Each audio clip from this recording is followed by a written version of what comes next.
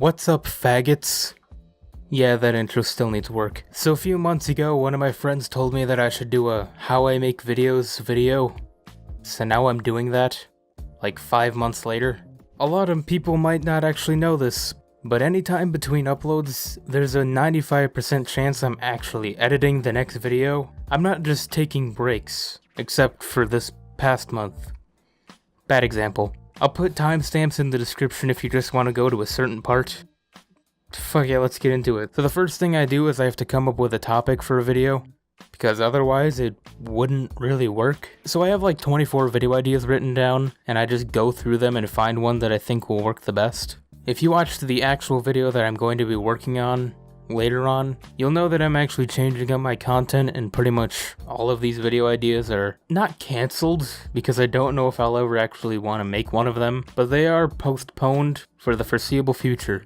The video for this month is that time my entire class got lost on a field trip, because that's something that actually happened, and I could probably file a lawsuit, but I'm inherently lazy, so I don't care enough to even begin to try. So once I have the video topic, next I'll write the script, because I can't really rely on improv. So I usually write the script in around 1 to 2 days, and for some reason the only time I feel able to write them is at like 3 in the morning. I don't know what that says about me, but it's probably not good. Also, yes, I do write the scripts in Notepad. Usually people use like Microsoft Word or something, but when I wrote the script for how to be a successful YouTuber, I for some reason couldn't figure out how to open Word, so I just used Notepad, and over a year and a half later, I'm still stuck using this. As far as storytime videos go, it's pretty easy to write the scripts because I'm just writing down what happened. But with stuff like the I got memed and 5-minute crafts and Craigslist videos, I actually had to provide something rather than just telling the story. And for some reason I'm choosing to continue to do that rather than stick to the easier format. When I write the scripts, I try to make them at least, and I know the scale is gonna seem weird, but I try to make them last 3 scrolls in Notepad, so I have to scroll 3 times to read the entire thing. Weird system,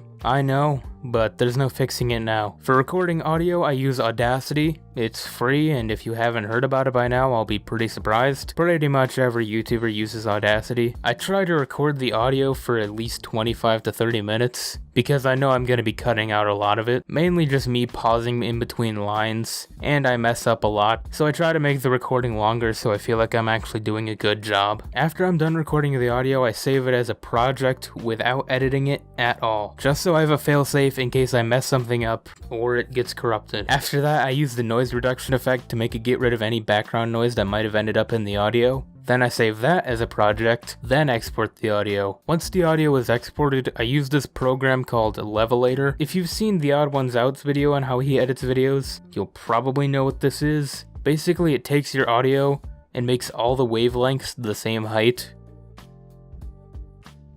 So all parts of the video that were quiet are now louder, and the parts that might have peaked the audio a bit are quieter. I don't know if it really makes that much of a difference. Water parks. More specifically, Hershey Park. Not really a water park, but whatever. Happy Halloween, everyone.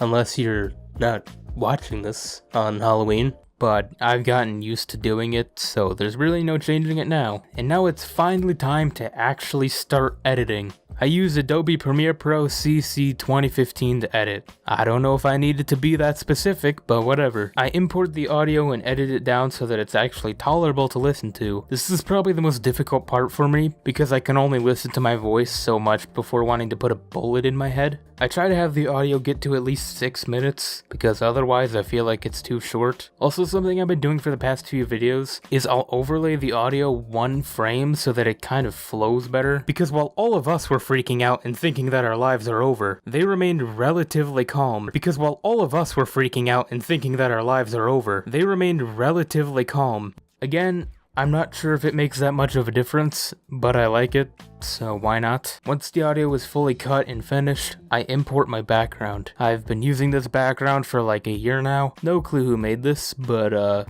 thanks, I guess. I import the background, zoom it in a bit, then I drag it so it matches the length of the audio. Then I go to the first frame and drag it up to the top left corner. I add a keyframe so if I go to this part of the video and move the location over the span of the video, it will go from one keyframe to the other. So on the first frame, I put it in the top left, Then at the last frame, I drag it down to the bottom right. So over the length of the video, it slowly moves from one corner to the other. When it's playing at normal speed, it's pretty hard to see, but if I skip a few minutes in, you can tell it's clearly moved a lot. I think I went into more detail into how I edit the background than I did for how I record audio. So once the background is set up, I go through the video, and whatever parts I'm going to do an animation for, I cut out the background, just so I know later on what parts I need to work on. Then I import my outro and outro music, which is in the description of all my videos with it. But the original audio isn't the song I use, so I have to import the music separately. And yeah, I could just re-render it with the correct audio,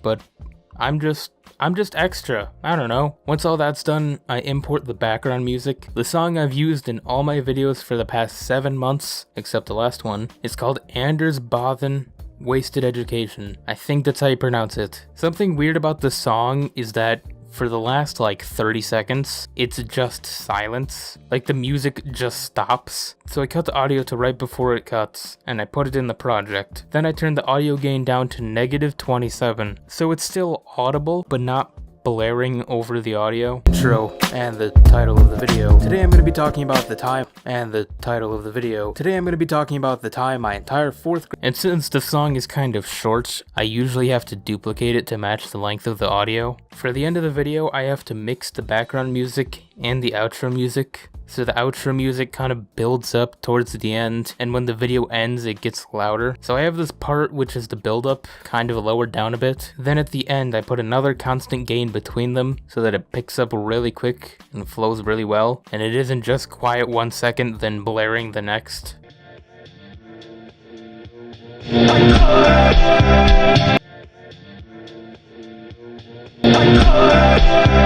Now it's time to actually start editing the visuals. Can you believe we're like 10 minutes in and we're only just starting the interesting part? I really need to work on my management skills. So I make a folder, call it something like wolves. Then I import all the character stills I have, which is over 500.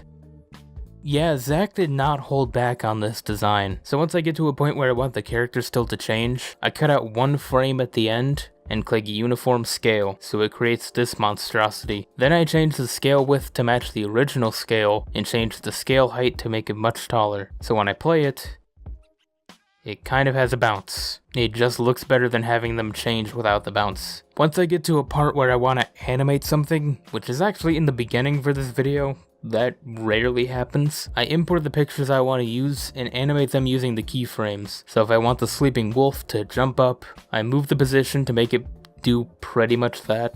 There's no real tutorial for this because it's different for every situation, but that's essentially the gist of it. Once the video is done, I watch through the whole thing to make sure I didn't miss anything, and if I didn't, I export it in the preset YouTube 1080p. I used to export them in 4K, but all that did was cause my computer to scream in agony for the entire time it was exporting, and caused it to take longer to export, so it was twice as much pain to deal with. Once the video was exported, I watched through that to make sure that nothing got corrupted or anything. Then I finally upload the video and pick the date I want to release it. While the video is uploading, I usually make the thumbnail. Sometimes Zach will make them, but since he's back at college, he doesn't really have the time, so I make a backup one just in case. I still prefer his because his are actually, you know, good. Then after all that, the video goes public. And for some reason, whenever one of my videos gets uploaded, I pretty much stay off YouTube when it goes public, mainly because I'm terrified of how people will react to the video, and I just want to let the dust settle before I actually see if people liked it or not. And that's pretty much it. That's how I make a YouTube video, or how I used to make a YouTube video,